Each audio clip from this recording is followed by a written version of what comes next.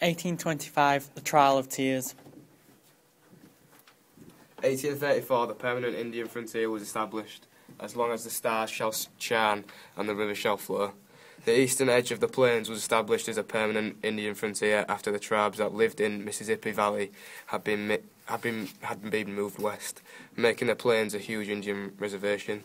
It isn't important because it didn't last. Soon there was a gold rush and the whites rushed into Indian land. 1840s, first settlers crossed the plains to Oregon and California, invading the Indians' land. They shot buffalo and disturbed the herds. 1848, US gained a large area of land in the west from Mexico. 1851, First Treaty of Laramie promised the Indians that settlers would not enter their land and gave the Indians food and clothes for 10 years. This was important as it was the first treaty to define Indian land and was soon broken. 1859, gold discovered in Colorado.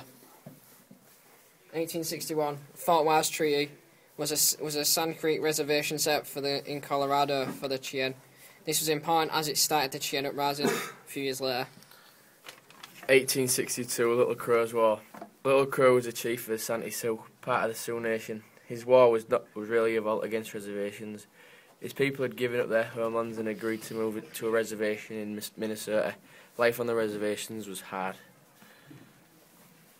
1864, Sand Creek Massacre.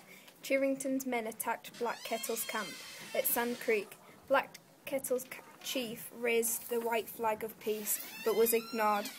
Why was it important? The Sand Creek Massacre was important for the protection and battle for the plains. The massacre was not a battle, and if there were not to have been happened, the Indians would have stood a chance. 1865, Red Cloud's War. This war was to protect the plains and the way of the Indians lived from settlers and soldiers. The Fort Laramie Treaty in 1851 was broken. Travellers were attacked by the Sioux. It was a temporary victory. 100 soldiers were killed. Red Cloud joined by Crazy Horse and Sitting Bull.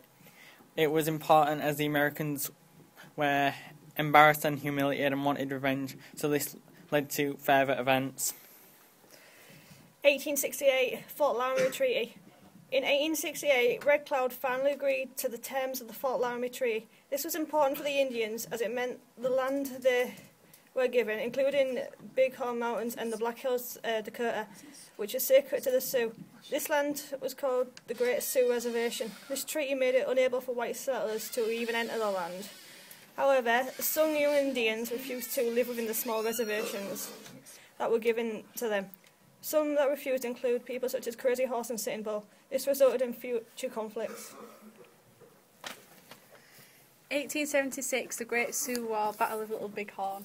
Custer took at least 600 men. He split the men up and surrounded the Indians. He then failed to attack because quicksand was there.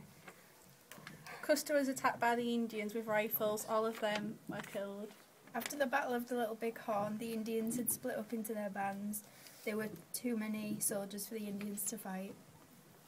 In 1877, last three Sioux under Crazy Horse surrendered.